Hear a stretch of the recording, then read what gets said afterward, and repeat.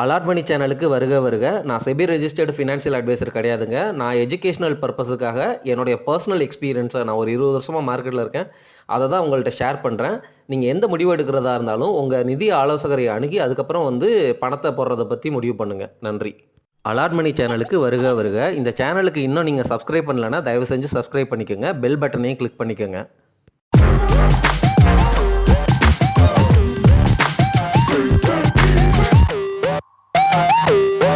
அனைவருக்கும் வணக்கம். நம்ம தொடர்ந்து அசட் அலோகேஷன் பண்ணுங்க அப்படிங்கிறத இம்பார்ட்டண்ட்டாக சொல்லிக்கிட்டே இருக்கிறோம். அசட் அலோகேஷனில் stock, bond, real estate, gold, டெப்ட்டு, அது மட்டும் இல்லாமல் உங்களுடைய emergency fund, fixed deposit plus ப்ரொடெக்ஷனுக்கு லைஃப் அண்ட் ஹெல்த் இன்சூரன்ஸு, உங்களுடைய 1 இயர் எமர்ஜென்சி ஃபண்டை ஃபிசிக்கல் கோல்டாகவும் கொஞ்சம் வச்சுக்கோங்க, கொஞ்சம் எஃப்டியில் போட்டுக்கோங்க. இந்த மாதிரி பேசிகிட்டே இருக்கிறோம். அந்த அசட் அலோகேஷனுக்குள்ள ஸ்டாக்குக்குன்னு ஒரு போர்ஷனை கொண்டு வர்றீங்க.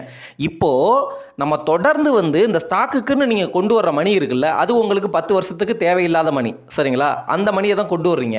இப்போ இந்த மணியில் டைரக்ட் ஸ்டாக் இன்வெஸ்டிங் பண்ணுறதா, இண்டெக்ஸ் இன்வெஸ்டிங் பண்ணுறதா, மியூச்சுவல் ஃபண்டு டைரக்ட் பண்ணுறதா, அல்லது லார்ஜ் கேப் பண்ணுறதா, மிட் கேப் பண்ணுறதா, ஸ்மால் கேப் பண்ணுறதா, இல்லை ஸ்மால் கேப் ETF வாங்கிக்கிறதா, அல்லது டைரக்டாக ஸ்டாக் வாங்குறதா, இதை பற்றி தான் நான் தொடர்ந்து கிளாரிட்டி கொடுத்துக்கிட்டே இருக்கிறேன். ஸ்மால் கேப்பு, மிட் கேப்பு நீங்கள் டைரக்டாக வாங்காதீங்க. நம்மள மாதிரி ரீட்டைல் இன்வெஸ்டர்ஸ் வாங்குனீங்க, டைரக்டாக வாங்குனீங்க அப்படின்னா நிறைய ஜங்க் ஸ்டாக் இருக்கிறதுக்கு ரொம்ப வாய்ப்புகள் அதிகம். ஸோ அந்த பக்கம் போகாதீங்க. அதுக்கு பதிலாக நீங்கள் small gap, mid gap, index வாங்கிக்கோங்க. இண்டெக்ஸ்னா ETF வாங்கிக்கோங்க. இப்போ வேல்யூவேஷன் ரொம்ப ஜாஸ்தியாக இருக்குது. மிட் கேப்பும் ஸ்மால் கேப்பும் ஓரளவு வேல்யூவேஷன் ஜோனுக்குள்ளே வரட்டும். அந்த PE சொல்லுவோம்ல, இண்டெக்ஸ் ETF இருக்கட்டும். அந்த இண்டெக்ஸ் ETF எப்படி நிஃப்டி 50க்கு PBI ரேஷியோ இப்போ 20 இருக்குது அப்படின்னு பேசுகிறோமோ, அதே மாதிரி எல்லா small cap index, mid cap index, அது எல்லாத்துக்குமே ஒரு PE இருக்கும். அந்த PE ஹிஸ்டாரிக்கல் PE ரேஞ்சில் வரட்டும். EPSவும் எந்த அளவு இருக்குது அப்படிங்கிறத பார்த்துட்டு ஒரு பேலன்ஸ்டு பொசிஷனில் நீங்கள் இன்வெஸ்ட் பண்ண தொடங்குங்க. அதுவும் ETF வாங்குங்க. டைரெக்டாக ஸ்மால் கேப்பும் மிட் கேப்பும் ஸ்டாக் வாங்காதீங்க அப்படின்னு சொல்லிட்டு இருக்கிறோம். இது இல்லாமல் ஒரு கேட்டகரி இருக்குது, அது micro gap, Penney stocks.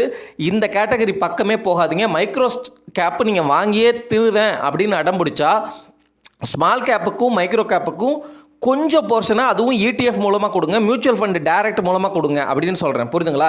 ETFல expense ratio கம்மி. ரொம்ப லாங் ரன்னில் ETF உங்களுக்கு மியூச்சுவல் ஃபண்டை பீட் பண்ணி ரிட்டர்ன் கொடுக்கும். மியூச்சுவல் ஃபண்டை பொறுத்த வரைக்கும் ஒரு 3 to 5 வருஷத்தில் நல்ல ரிட்டர்ன் கொடுக்கறதுக்கு வாய்ப்பு இருக்குது. ஒருவேளை நீங்கள் செலக்ட் பண்ண ஃபண்டு நல்ல ஃபண்டாக இருக்கிற பட்சத்தில். ஆனால் அந்த மியூச்சுவல் ஃபண்டினுடைய அசட் அண்டர் மேனேஜ்மெண்ட் எல்லாரும் நல்லா பண்ணுது, இந்த பராக் பாரக் ஃபண்டு இப்போ நல்லா பண்ணுது அப்படின்னு சொல்லிட்டு எல்லாரும் காசை கொண்டு போய் கொட்டும் பொழுது அந்த ஃபண்டு மேனேஜர்னால அவ்வளவு காசை மெயின்டைன் பண்ண முடியாது, உங்களுக்கு எக்ஸ்பெக்டட் ரிட்டர்ன் கொடுக்க முடியாது. மார்க்கெட் நல்லா போகுதோ போகலையோ, அவருக்கு மார்க்கெட் வேல்யூவேஷன் அதிகமாக இருந்தாலும் நீங்கள் காசு கொடுக்கறதுனால அதை டிப்ளாய் பண்ண வேண்டிய இக்கட்டான சூழ்நிலைக்கு அவர் தள்ளப்படுவார். அதனால் மார்க்கெட் மேலே இருக்குன்னு அவர் பர்சனலாக நினச்சாலுமே அதில் நல்ல ஸ்டாக்கை வாங்குவார். இந்த மாதிரி தான் நடந்துகிட்டு இருக்கும் உங்களுடைய மியூச்சுவல் ஃபண்ட் இன்வெஸ்டிங்கில். ஸோ ஒவ்வொரு இன்வெஸ்ட்மெண்ட் கேட்டகரிக்கும் ஒரு தன்மை இருக்குது. அதை பற்றி தான் நம்ம தொடர்ந்து பேசிகிட்டு இருக்கிறோம். இதில் நான் சொல்லாத ஒரு முக்கியமான பாயிண்ட் இருக்குது. அதை நீங்கள் புரிஞ்சுக்கிட்டீங்களா என்ன அப்படிங்கிறது தெரியலை. ஸோ அதை பற்றி பேச போகிறேன். அந்த பாயிண்ட் என்ன அப்படின்னா, டியூப்ளிகேஷன். நம்ம இன்வெஸ்டிங்கில் இருக்கிற டியூப்ளிகேஷன் எப்படி அவாய்ட் பண்ணுறது, நம்ம என்ன மாதிரி தவறுகளை பண்ணிட்டு இருக்கோம் அப்படிங்கிறத பேச போகிறேன். தொடர்ந்து கேளுங்க. நீங்கள் நிஃப்டி 50 இண்டெக்ஸ், சரிங்களா? அதாவது இண்டெக்ஸ்னாலும் நிஃப்டி பீஸ்னாலும் இண்டெக்ஸ் ETFனாலும் எல்லாமே ஒன்றை தான் குறிக்குது. புரியுதுங்களா? இப்போது நிஃப்டி 50 இண்டெக்ஸ் ETF அப்படின்னு வச்சுருப்பாங்க. உதாரணமாக SBI நிஃப்டி 50 இண்டெக்ஸ் ETF அப்படின்னு வச்சுருப்பாங்க. அது என்னன்னா நிஃப்டி 50யோடைய இண்டெக்ஸை தான் மிமிக் பண்ணி ட்ராக் பண்ணும், சரிங்களா? இது SBI லான்ச் பண்ணியிருக்கிற ஒரு இண்டெக்ஸ் ETF. இதில் நீங்கள் முதலீடு பண்ணாலும் அது நிஃப்டி 50ல் தான் நீங்கள் இண்டெக்ஸாக முதலீடு பண்ணுறீங்க அப்படிங்கிறது அர்த்தம். நிஃப்டி 50ல் எந்த ஸ்டாக் உள்ளே வரணும், எந்த ஸ்டாக் வெளியில் போகணும் அப்படிங்கிறதுக்கு ஒரு ரூல்ஸ் இருக்குது. அது 6 மாதத்துக்கு ஒரு தடவை செக் செய்யப்பட்டு அந்த ரூலுக்கு பிரகாரம் எந்தெந்த ஸ்டாக்லாம் டாப் 50 கம்பெனிஸாக இந்தியாவில் இருக்குதோ அந்த கம்பெனிகள் மட்டுமே உள்ளே கொண்டு வரப்படும். சரிங்களா? அடுத்த 6 மாதத்தில் மறுபடியும் வந்து அதை ரிவ்யூ பண்ணுவாங்க. இப்போது இந்த நிஃப்டி 50 இண்டெக்ஸ் இடிஎஃப்ல வந்து என்ன அட்வான்டேஜ் அப்படின்னா, உங்களுக்கு எக்ஸ்பென்ஸ் ரேஷியோ நீங்கள் கொடுக்குற ஃபீஸ் சரிங்களா வருஷத்துக்கு 0.5 to 0.75 அப்படிங்கிற ரேஞ்சில் இருக்கும். இதே விஷயத்தை வந்து லார்ஜ் கேப் ஃபண்டு அப்படின்னு சொல்லிட்டு ஒரு மியூச்சுவல் ஃபண்டு மேனேஜர் மூலமாக நீங்கள் வந்து இன்வெஸ்ட் பண்ணலாம். அதில் ரெகுலர் அப்படின்னு நேமு இருக்காது. புரியுதுங்களா? டைரக்ட் அப்படிங்கிற வார்த்தை நீங்கள் வாங்குற மியூச்சுவல் ஃபண்டில் இல்லை அப்படின்னா, டைரக்ட் அப்படிங்கிற அந்த வார்த்தை இல்லை அப்படின்னா நீங்கள் ரெகுலரில் தான் வாங்குறீங்கன்னு அர்த்தம். 2% மேலே வந்து உங்களுக்கு ஃபீஸ் இருக்கும், ஹிடன் ஃபீஸும் உள்ளே இருக்குங்க மியூச்சுவல் ஃபண்டை பொறுத்த வரைக்கும். அதனால தான் வந்து நம்ம இண்டெக்ஸ் இடிஎஃப்பை வந்து ப்ரிஃபர் பண்ணுறோம். லாங் ரன்னில் வந்து இண்டெக்ஸ் இடிஎஃப் வந்து மியூச்சுவல் ஃபண்டை பீட் பண்ணி ரிட்டர்ன் கொடுக்கும். அதாவது 15 வருஷம் 20 வருஷம் டைமில். ஏன்னா இந்த எக்ஸ்பென்ஸ் ரேஷியோ வருஷம் நீங்கள் சேவ் பண்ணுற அந்த 1 to 1.5% வந்து காம்பவுண்டட் ஆனுவல் க்ரோத் ரேட்டில் பார்க்கும் பொழுது அது மிகப்பெரிய தொகையாக 15-20 வருஷத்தில் வந்து நிற்கும் அப்படிங்கிற ஒரு விஷயம். ப்ளஸ் மியூச்சுவல் ஃபண்டுனால இந்த மாதிரி ஏகப்பட்ட காசுகளை வந்து அவங்க குவிக்கும் பொழுது ஒவ்வொரு மியூச்சுவல் ஃபண்டும் ஒவ்வொரு காலகட்டத்தில் வந்து நல்லா பண்ணும். சரிங்களா?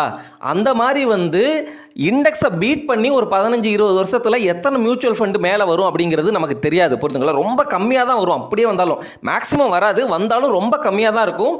நீங்கள் வாங்குற மியூச்சுவல் ஃபண்டு அந்த கேட்டகரிக்குள்ளே, அதாவது என்னென்னா இண்டெக்ஸை பீட் பண்ணி 15-20 வருஷத்தில் ரிட்டர்ன் அதிகமாக கொடுத்த மியூச்சுவல் ஃபண்டுன்னு ரொம்ப ஃபியூ மியூச்சுவல் ஃபண்ட்ஸ் இருக்கலாம்.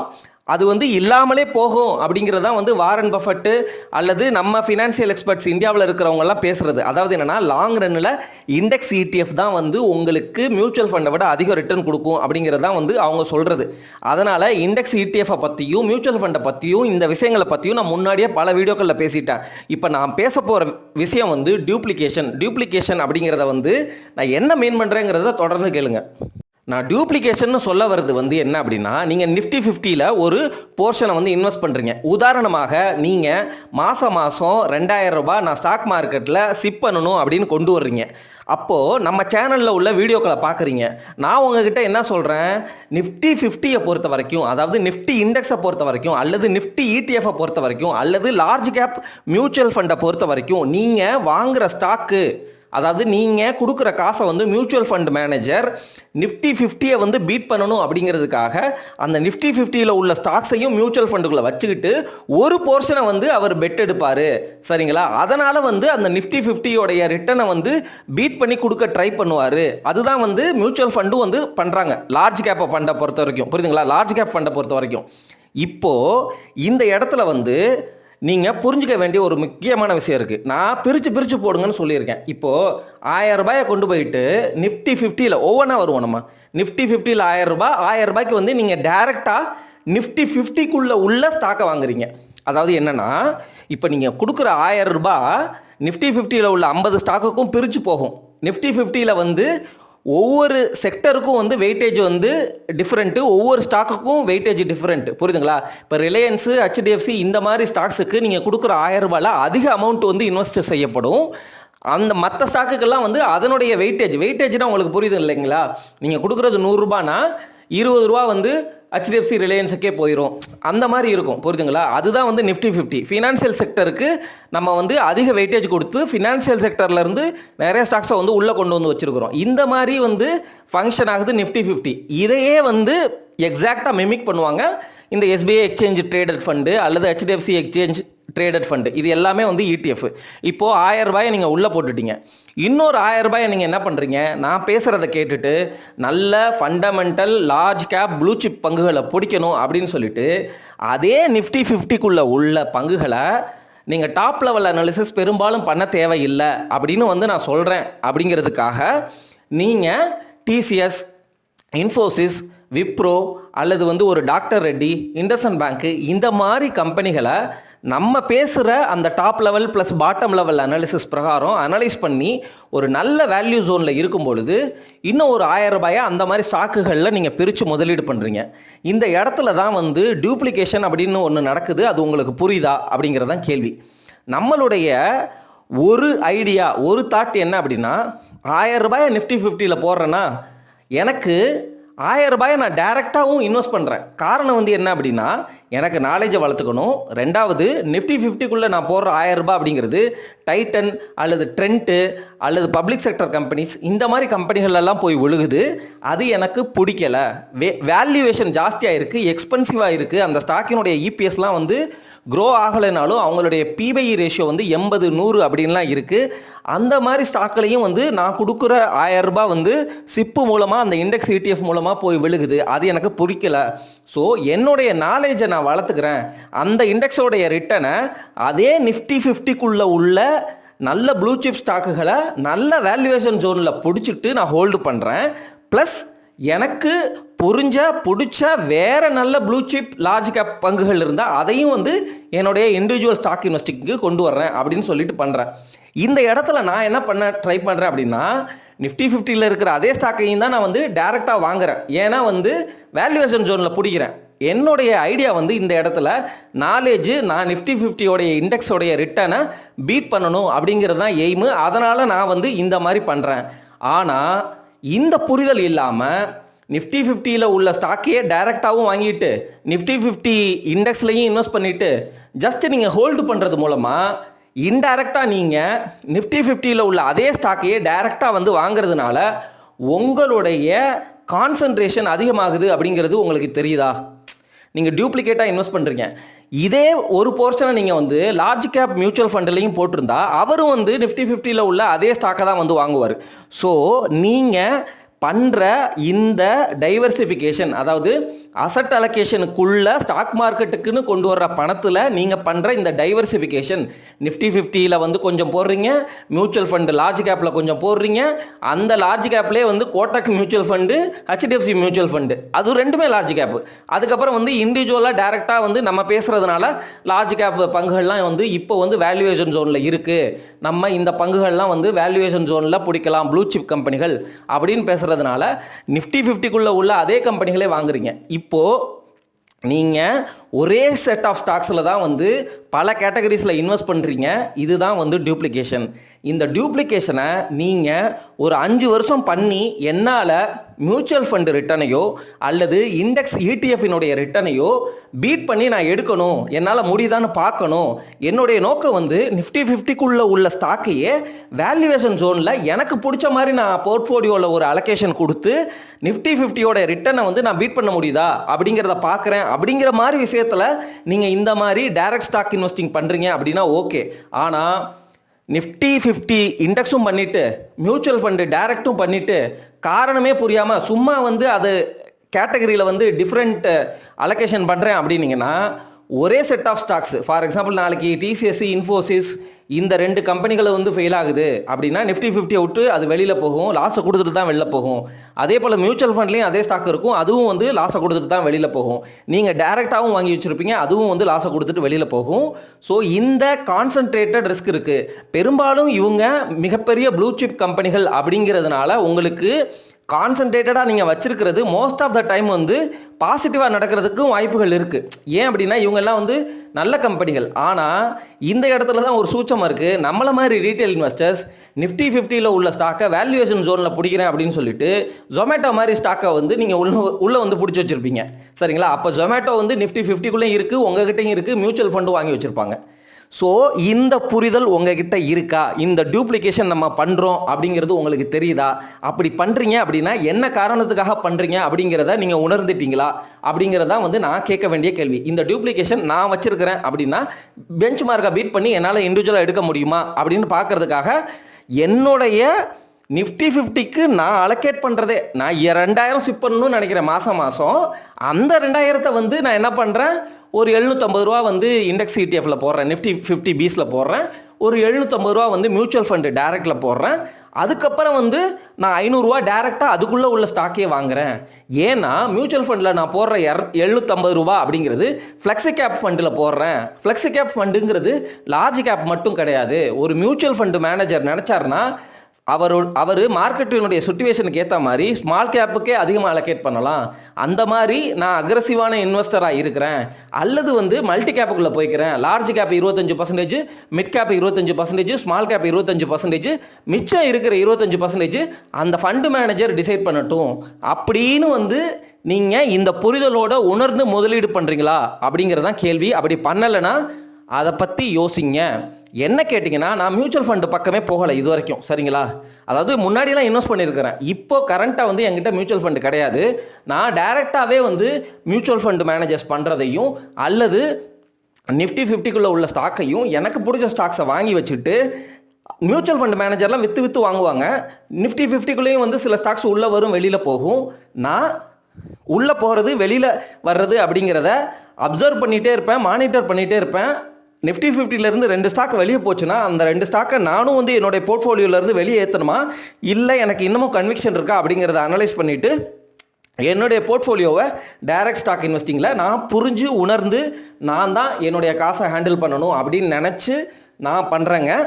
அந்த ஆஸ்பெக்ட் உங்களுக்கும் இருக்கா? நான் பண்ணுறது உங்களுக்கும் வந்து புரியுதா? நீங்களும் வந்து அந்த மாதிரி நினச்சி தான் பண்ணுறீங்களா, இல்லை சும்மா வந்து நானாக வந்து பிரித்து போகிறேன்னு சொல்லிட்டு சேம் ஸ்டாக்லேயே இன்வெஸ்ட் பண்ணுறீங்களா, புரிதல் இல்லாமல் பண்ணுறீங்களா அப்படிங்கிறது தான் கேள்வி. இதை தொடர்ந்து இன்னும் நிறையா வந்து விஷயங்கள் வந்து நான் போனஸ் டிப்பாக கொடுக்க போகிறேன். என்ன அப்படின்னா, இதை வந்து நம்ம எப்படி யோசிச்சு பண்ணணும் அப்படிங்கிறத பற்றி தொடர்ந்து பேசுகிறேன், கேளுங்க. உங்களுடைய நோக்கம் நான் சொன்ன மாதிரி நிஃப்டி 50யோடைய பெஞ்ச் மார்க்கை நான் டைரக்ட் இன்வெஸ்டிங்கில் நிஃப்டி 50க்குள்ளே உள்ள ஸ்டாக்கை வந்து வேல்யூ ஜோனில் பிடிச்சி அதை பீட் பண்ணுறேன் அப்படிங்கிறது உங்களுடைய லேர்னிங்காகவோ உங்களுடைய நோக்கமாகவோ அது இல்லாத பட்சத்தில், என்னுடைய நோக்கமெல்லாம் வந்து என்ன அப்படின்னா, நல்ல பிஸ்னஸில் எக்ஸ்போஷர் எடுத்துக்கணும், எனக்கு வந்து நல்ல ரிட்டர்ன் வேணும், இந்த மாதிரி டூப்ளிகேஷன் வந்து எனக்கு வேணாம் அப்படின்னு யோசிக்கிறவராக இருந்தால் ஒரு போர்ஷனை வந்து இப்போ நிஃப்டி 50ல் வந்து நீங்கள் போடுறீங்க. அப்போ வந்து என்ன பண்ணுறீங்க, நிஃப்டி 50ல் போடுறதுனால அந்த 50 ஸ்டாக்ஸையும் நீங்கள் வந்து ஆல்ரெடி வாங்கி வச்சுருக்கிறீங்க அப்படின்னு தான் அர்த்தம். உங்கள் போர்ட்ஃபோலியோவில் இருக்குன்னு தான் அர்த்தம், சரிங்களா? அந்த 50 ஸ்டாக்ஸ் வந்து தொடர்ந்து வந்து உள்ளே போகும், வெளியில் போகும், சரிங்களா? 6 மாதத்துக்கு ஒரு தடவை எந்த கம்பெனியெல்லாம் வந்து நிஃப்டி 50யோடைய ரூல்ஸில் வந்து மீட் ஆகலையோ அந்த கம்பெனிஸ்லாம் வெளியில் போயிடும், புது கம்பெனி வந்து உள்ளே வந்துடும். உங்களுக்கு ஆப்டிமலாக ஒரு ரிட்டர்ன் கிடைக்கும். இந்த நிஃப்டி இண்டெக்ஸுங்கிறது அழியாது. லாங் ரன்னில் வந்து இந்தியாவுடைய எக்கானமி நல்லா இருக்கும் பொழுது ஒரு 12% growth கிடைக்கும். சப்போஸ் நீங்கள் நல்ல இன்வெஸ்டர், எனக்கு என்னை பொறுத்த வரைக்கும் என் போர்ட்ஃபோலியோவில் 50 ஸ்டாக் ஆல்ரெடி இருக்குது. ஏன்னா வந்து நான் நிஃப்டி 50 பீஸ் வச்சுருக்கிறேன். இப்போது இதில் இல்லாத ஸ்டாக்கு, நல்ல ஸ்டாக்கு எனக்கு பிடிச்சி உள்ளே கொண்டு வர முடியுமா? அப்படி யோசித்து முதலீடு பண்ணுறீங்களா? நிஃப்டி 50க்குள்ளே வர விரும்பாத மேனேஜ்மெண்ட் உள்ள கம்பெனிஸ்கள்லாம் இருக்கிறாங்க, புரியுதுங்களா? அவங்களுடைய நோக்கம் வந்து நிஃப்டி 50ஸ்குள்ளே இண்டெக்ஸுக்குள்ளே போகக்கூடாது அப்படிங்கிற மாதிரி யோசிக்கிற promoters. But they are great companies. நல்ல வேல்யூ ஜோனில் வந்து கிடச்சா அவங்களையும் பிடிக்கலாம், புரியுதுங்களா? இப்போது ஜொமேட்டோ மாதிரி கம்பெனிகள் வந்து என்ன மாதிரி கம்பெனிகள், அவங்க வந்து நல்ல கம்பெனி இல்லைன்னு ஃபினான்ஷியல் எக்ஸ்பர்ட்ஸ் எல்லாம் சொன்னாலும் அவங்க நிஃப்டி 50க்குள்ளே உள்ளே வரணும்னு ட்ரை பண்ணுறாங்க. அதுக்காக வந்து அந்த ஃப்ரீ ஃப்ளோட் ஓனர் வந்து ப்ரொமோட்டர் ஷேர் ஹோல்டிங்கை வந்து 10%க்கும் கீழே 4% சம்திங் வச்சு அந்த ஷேரை வந்து ஓப்பனாக வந்து பப்ளிக்கில் வந்து லிஸ்ட் பண்ணதுனால ஏகப்பட்ட ஷேர் ஆஃப் ஜொமேட்டோ வந்து யார் வேணாலும் வாங்கலாம் அப்படிங்கிற நிலைமைக்கு வந்ததுனால அந்த ரூல் பிரகாரம் நிஃப்டி 50யோடைய இண்டெக்ஸுக்குள்ளே ஜொமேட்டோ வந்து உள்ளே வந்துருச்சு. அப்போது அவங்க இன்டைரக்டாக வந்து என்ன பண்ணுறாங்க, நிஃப்டி 50க்குள்ளே நம்ம வந்து லிஸ்ட் ஆனோன்னா எல்லாரும் சிப் பண்ணுறாங்க, இண்டெக்ஸ் ETF வாங்குறாங்க. அதனால் வந்து ஜொமேட்டோவோடைய ஸ்டாக் ப்ரைஸ் விலை கூடும், அது கம்பெனிக்கு நல்லது, நமக்கு நல்லது அப்படின்னு நினைக்கிற அந்த மாதிரி ப்ரொமோட்டர்ஸும் இருக்கிறாங்க. இல்லைப்பா நிஃப்டி இண்டெக்ஸுக்குள்ளெல்லாம் நம்ம போக வேணாம் அப்படின்னு நினைக்கிற ப்ரொமோட்டர் இருக்கிறாங்க. அந்த மாதிரி கம்பெனிகளை உங்களால் பிடிக்க முடியுமா அப்படிங்கிறத பாருங்கள். ஃபார் எக்ஸாம்பிள் வந்து இந்த ப்ராக்டர் அண்ட் கேம்பிள் அப்படிங்கிற ஒரு FMCG கம்பெனி இருக்குது. நெஸ்லே இந்தியா கூட வந்து ரொம்ப நாளாக வந்து நிஃப்டி இண்டெக்ஸ்குள்ளே வரலன்னு தான் நினைக்கிறேன், சரிங்களா? ஸோ MRF டயர்லாம் வந்து உங்களுக்கு டயர் வந்து பிடிக்குது, அந்த பிஸ்னஸை பற்றி புரியுது அப்படின்னா MRF டயர் வந்து ஏதாவது இண்டெக்ஸில் இருக்கான்னு நீங்கள் வந்து பாருங்கள். ஸோ இந்த மாதிரி நிஃப்டி இண்டெக்ஸில் இல்லாத ஒரு நல்ல கம்பெனிகள், லார்ஜ் கேப் கம்பெனிகள் நிறைய கம்பெனிஸ் இருக்குது. அந்த கம்பெனிஸை வந்து நம்ம சொல்கிற மாதிரி top level analysis, bottom level analysis பண்ணி அந்த மாதிரி கம்பெனிஸை உங்கள் போர்ட்ஃபோலியோக்குள்ளே கொண்டு வாங்க. இந்த இடத்துல நீங்கள் டூப்ளிகேஷனை அவாய்ட் பண்ணுறீங்க. ஆனால் நீங்கள் பண்ண வேண்டிய ஒரு முக்கியமான விஷயம், நீங்கள் கொண்டு வர்ற கம்பெனிகள் நிஃப்டி 50க்குள்ளே உள்ள ஸ்டாக்குக்கு ஈக்குவலான குவாலிட்டி. புரியுதுங்களா? குவாலிட்டினா என்ன? மேனேஜ்மெண்ட் சூப்பராக இருக்கணும், ப்ரொமோட்டர் ஸ்ட்ராங்காக இருக்கணும், கடன் இருக்கக்கூடாது, இபிஎஸ் சூப்பராக இருக்கணும், நெட் சேல்ஸ் growth காட்டிகிட்டே இருக்கணும். அதே சமயம் வந்து அந்த கம்பெனிக்கு வந்து காம்படிட்டிவ் எட்ஜ் இருக்கணும், கார்ப்பரேட் கவர்னன்ஸ் இஷ்யூ இருக்கக்கூடாது, எந்த ஃப்ராடு ஸ்கேம்லேயும் மாட்டியிருக்கக்கூடாது, ரொம்ப வருஷமாக இருக்கணும், ஹிஸ்டாரிக்கலாக வந்து growth காட்டிகிட்டே இருக்கிற கம்பெனி. இந்த மாதிரி நிஃப்டி 50க்குள்ளே இருக்க தகுதியான ஒரு கம்பெனி, ஆனால் நல்ல கம்பெனி, அந்த கம்பெனியை என் போர்ட்ஃபோலியோக்குள்ளே கொண்டு வர்றேன் அப்படின்னு கொண்டு வந்து, அதுவும் நல்ல பிஸ்னஸ், அந்த பிஸ்னஸில் வர்ற ஆப்பர்ச்சுனிட்டியையும் நான் ரிட்டர்னை கன்வெர்ட் பண்ணணும், அந்த ஸ்டாக்கை நான் வேல்யூ ஜோனில் பிடிக்கிறேன் அப்படின்னு நீங்கள் பிடிக்கிறது மூலமாக தான் உங்களுடைய எஃபிஷியன்சி வந்து இம்ப்ரூவ் ஆகி உங்களுக்கு ரிட்டர்ன் வந்து நிறையா கிடைக்கும். ஏன்னா நீங்கள் வேல்யூ ஜோனில் ஒரு சூப்பரான கம்பெனியை பிடிக்கிறீங்க. Very simple. நல்ல சூப்பரான லார்ஜ் கேப் கம்பெனியை நல்ல வேல்யூ ஜோனில் பிடிக்கிறீங்க, அவங்க ரொம்ப வருஷமாக இருக்கிறாங்க, ஃப்யூச்சரில் உங்களுக்கு நல்ல ரிட்டர்ன் தான் கிடைக்க போகுது. ஆப்வியஸாக வந்து அது நிஃப்டி 50க்கு ஈக்குவலான ரிட்டர்னை தான் இருக்க போகுது. புரியுதுங்களா? நீங்கள் போடுற காசுக்கு ஒரு நல்ல கம்பெனி அப்படின்னா 15% ரிட்டர்ன் கொடுத்துருவாங்க தானே? அப்படி தானே நம்ம வந்து எடுத்துக்கணும். அதுதானே வந்து எண்ட் ஆஃப் த டே வந்து கோரில் வந்து நம்ம அதானே ட்ரை பண்ணுறோம். மாற்றி மாற்றி அங்கே இங்கேன்னு பேசினாலும் எண்ட் ஆஃப் த டே ஒரு பிஸ்னஸ், ஒரு ஸ்டாக்கை தான் நீங்கள் வாங்குறீங்க. அந்த ஸ்டாக்கை நல்ல வேல்யூவில் பிடிக்கும் பொழுது அந்த கம்பெனி வந்து பொட்டன்ஷியல் growth ஃபியூச்சரில் இருக்கும் பொழுது அந்த கம்பெனி உங்களுக்கு நல்ல ரிட்டர்னை தானே வந்து கொடுக்க போகுது. ஒரே செக்டரில் உள்ள 2 கம்பெனியே இருக்கட்டுமே, ஐசிஐசிஐ பேங்காக இருந்தாலும் ஹெச்டிஎஃப்சி பேங்காக இருந்தாலும் 2 பேருமே ஒரே செக்டரில் தான் இருக்கிறாங்க, 2 பேருமே ரீட்டைல் லோன் தான் நிறைய கொடுக்குறாங்க. எனக்கு வந்து என் போர்ட்ஃபோலியோவில் வந்து ஒரே செக்டரில் உள்ள ஒரே ரீட்டைல் பேங்கிங் கொடுக்குற 2 ஸ்டாக்குமே நான் வச்சுக்க மாட்டேன் அப்படின்லாம் யோசிக்கக்கூடாது. மாற்றி யோசிங்க.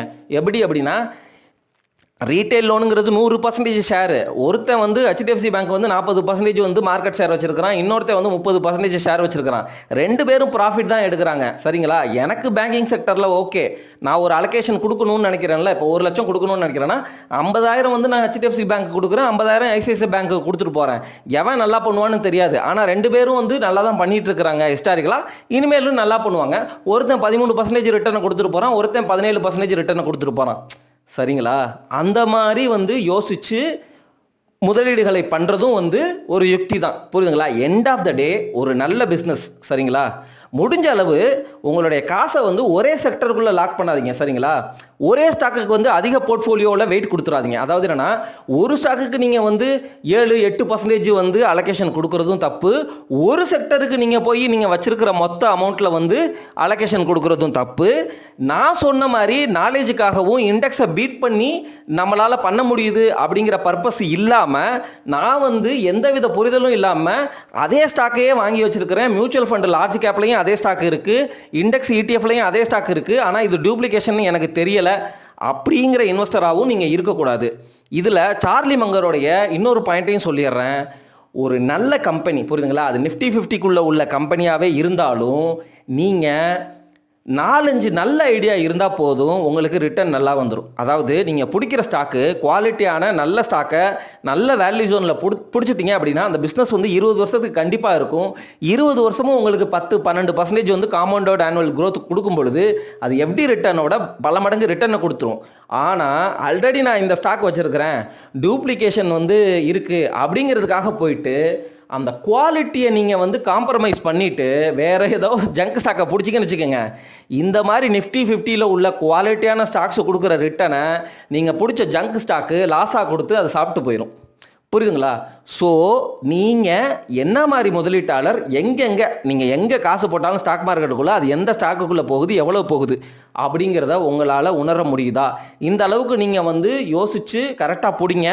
End of the day I am very very confident, உங்களுக்கு உண்மையிலுமேயே இன்ட்ரெஸ்ட் இருந்து நம்ம பேசுகிற விஷயங்கள்லாம் ஓரளவு புரியுது. ஃபண்டமெண்டல் அனாலிசிஸில் வந்து இந்த மாதிரி பிபிஐ ரேஷியோனா என்ன, கரண்ட் ரேஷியோனா என்ன, டெப்ட் டு ஈக்விட்டி ரேஷியோனா என்ன, ஒரு பேங்க்குக்கு வந்து எதை செக் பண்ணணும், நெட் இன்ட்ரெஸ்ட் மார்ஜின் செக் பண்ணணும், காஸ்ட் இன்கம் ரேஷியோனா என்ன, அந்த ப்ரைஸ் டு புக் வேல்யூனா என்ன, அந்த கம்பெனியோடைய நெட் என்பிஏ எவ்வளோ இருக்குது, அந்த கம்பெனிக்கு வந்து இப்போ என்ன ஸ்ட்ரகிள் போயிட்டுருக்கு, இந்த கம்பெனினால் சேல்ஸ் growth கொடுக்க முடியுதா, அல்லது இந்த கம்பெனிக்கு வந்து ஏதாவது கடன் தொல்லைகள் இருக்கா, ப்ரொமோட்டர் எதுவும் ஷேரை வந்து பிளட்ஜ் பண்ணியிருக்கிறாரா, அந்த கம்பெனி வந்து இன்னமும் வந்து ஸ்ட்ராங்காக தான் இருக்கா, அதனுடைய ப்ராடக்ட்ஸ்க்கெல்லாம் வந்து மார்க்கெட்டில் மதிப்பு இருக்குதா, ப்ராஃபிட் மார்ஜின் வந்து ஆப்ரேட்டிங் ப்ராஃபிட் மார்ஜின் வந்து அவங்களால ஸ்டெடியாக வந்து மெயின்டைன் பண்ண முடியுதா, இந்த மாதிரிலாம் நீங்கள் வந்து தொடர்ந்து அனாலிசிஸ் பண்ணி ஃபினான்ஷியல் எக்ஸ்பர்ட்ஸ் வீடியோலாம் பார்த்து ஓரளவு பாசிட்டிவாக இருக்கிற ஒரு ஸ்டாக்கை நீங்கள் பிடிக்கிறீங்க.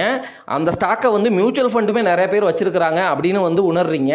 ஒரு பியர் மார்க்கெட்டில் கரெக்ஷனில் வந்து அந்த ஸ்டாக்கு நல்ல வேல்யூ ஜோனில் கிடைக்குது அப்படிங்கிற பட்சத்தில் அந்த ஸ்டாக்கில் நீங்கள் வந்து ஒரு போர்ஷன், சரிங்களா, அது ப்ளூ சிப் லார்ஜ் கேப்பாக பங்காக இருக்கிற பட்சத்தில் 5% வரைக்கும் உங்கள் போர்ட்ஃபோலியோவில் அலோகேஷன் கொடுக்கலாம். புரியுதுங்களா? 5% அப்படின்னா 1 லட்சம் தான் உங்களுடைய போர்ட்ஃபோலியோ மொத்தம் அப்படின்னா 5% அப்படிங்கிறது வந்து உங்களுக்கு 5000, சரிங்களா? 5000 வரைக்கும் ஒரு ஸ்டாக்குக்கு அலோகேஷன் கொடுக்கலாம்.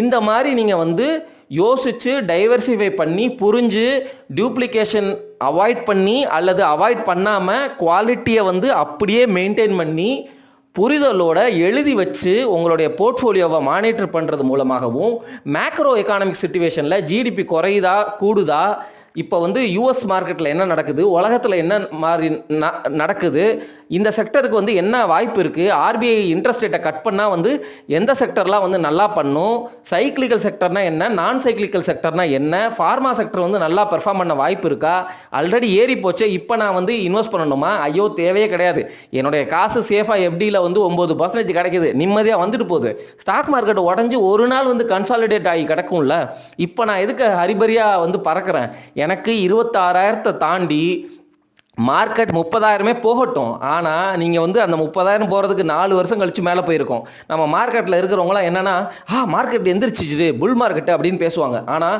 இந்த கொரோனாவுக்கு அப்புறம் கிடைச்ச 20% ரிட்டர்ன்லாம் கிடைக்காது.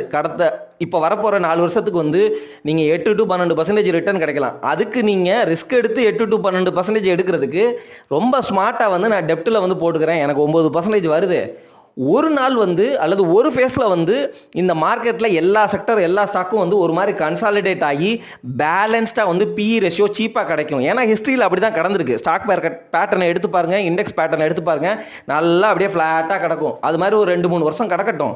உதாரணமாக கோல்டுமே அப்படி தான் கடந்துச்சு. 2013 2016 வரைக்கும் கடந்துச்சு. ஒரு புத்திசாலி முதலீட்டாளர் 16 வந்து ரேண்டமாக பார்க்குறாரு, ஆஹா கோல்டு வந்து 4-5 வருஷமாக அப்படியே கிடக்குதுப்பா, சரி கண்டிப்பாக வாங்கணும் அப்படின்னு சொல்லிட்டு வாங்குவார். புரியுதுங்களா? ஸோ லேசி இன்வெஸ்டராக இருங்க, நல்லா வந்து நிதானமாக யோசித்து முடிவெடுங்க.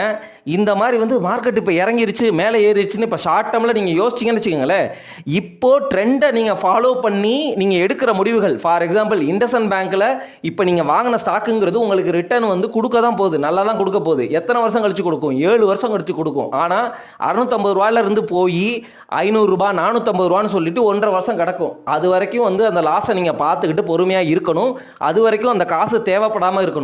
இந்த மாதிரி நீங்கள் இருக்கணும். இந்த மாதிரி புரிதலோட மெச்சூரிட்டி இருக்கணும் அப்படின்னா உங்களுக்கு எக்ஸ்பீரியன்ஸ், அனுபவம், தேவையில்லாத காசை மட்டுமே உள்ளே போட்டிருக்கணும். அப்படியே வந்து அந்த காசு போனாலும் நமக்கு வந்து ப்ரொடெக்ஷன் இருக்கணும்.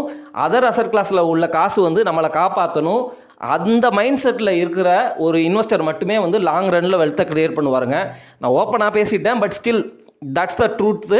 இதிலேருந்து நான் சொல்ல வர்றது என்னென்னா, ஸ்டாக் மார்க்கெட்டுக்குள்ளே நீங்கள் கொண்டு வர காசு எங்கெங்கே போட்டிருக்கீங்க, எவ்வளோ பர்சன்டேஜ் ஆஃப் த காசு வந்து எதுக்குள்ளே போயிருக்கு அப்படிங்கிறத பாருங்கள். ஒருவேளை உங்களுக்கு ப்ராஃபிட் அதிகமாக வந்து ஒரு செக்டரோ அல்லது ஒரு ஸ்டாக்கோ பயங்கரமாக போச்சு அப்படின்னா வந்து உங்களுக்கே நல்லா தெரியும். நம்ம வீடியோஸ் பார்த்துருந்தீங்க அப்படின்னா அதெல்லாம் வேல்யூவேஷன் ஜோனில் பயங்கரமாக மேலே போயிடுச்சு, அதை ரீபேலன்ஸ் பண்ணணும்னு சொல்லிட்டு அதுலேருந்து ஒரு ப்ராஃபிட்டை எடுத்து விற்று நீங்கள் வந்து ரீபேலன்ஸ் பண்ணலாம், தவறு கிடையாது. ஸோ தொடர்ந்து வந்து உங்களுடைய சிந்தனைகளையும் உங்களுடைய நாலேஜையும் தொடர்ந்து நம்மளை சுற்றி என்ன நடக்குதுங்கிறதையும் இன்ட்ரெஸ்ட் இருந்தால் தொடர்ந்து கேட்டுகிட்டே வாங்க. அப்படி இல்லாத பட்சத்தில் அப்பா என்னாலலாம் முடியாது அப்படின்னா சிம்பிளாக நிஃப்டி 50 நிஃப்டி நெக்ஸ்ட் 50 இது 2ல் மட்டும் உங்களுடைய ஸ்டாக் மார்க்கெட்டுக்கான அலோகேஷனை பிரித்து சிப்பு மட்டும் வந்து போட்டுட்டு விட்டுருங்க. அதுவும் வந்து நீங்கள் மார்க்கெட் பார்க்கணுன்னு அவசியம் இல்லை. மந்த்லி டாலர் காஸ்ட் ஆவரேஜிங் மாதிரி இப்போ வந்து ஒரு மாதத்துக்கு 1000 ரூபா போடுறீங்க அப்படின்னா அதை வீக்லி கூட போட்டுக்கோங்க. 100 ரூபா அப்படி பிரிச்சுட்டு போங்க. 2-3 நாளைக்கு வந்து ரூ. 100 அப்படி பிரித்து போட்டுகிட்டே வந்தீங்க அப்படின்னா கூட அது உங்களுக்கு வந்து ஒரு மாதிரி வந்து ரிட்டர்னை வந்து நல்லா தான் கொடுக்கும். ஏன்னா வந்து மார்க்கெட் மேலே போகுதோ கீழே போகுதோ கவலை கிடையாது, நம்ம பாட்டுக்கு இன்வெஸ்ட் பண்ணுறேன். ஆப்டிமலாக உங்களுக்கு மார்க்கெட் ரொம்ப சூப்பராக இருந்துச்சு, இந்தியன் எக்கானமி நல்லா இருந்துச்சுன்னா 12 to 15%. இல்லை நம்ம வந்து ஒரு 6% தான் வந்து ஜிடிபி குரோத் இருக்குன்னா 8 to 10% வந்து ரிட்டர்ன் கிடைக்கும். அதை வாங்கிட்டு சந்தோஷமாக இருக்கலாம் அப்படிங்கிறதாங்க என்னுடைய கருத்து என்று சொல்லி இந்த வீடியோ பதிவை முடிவு செய்கிறேன். நன்றி, வணக்கம்.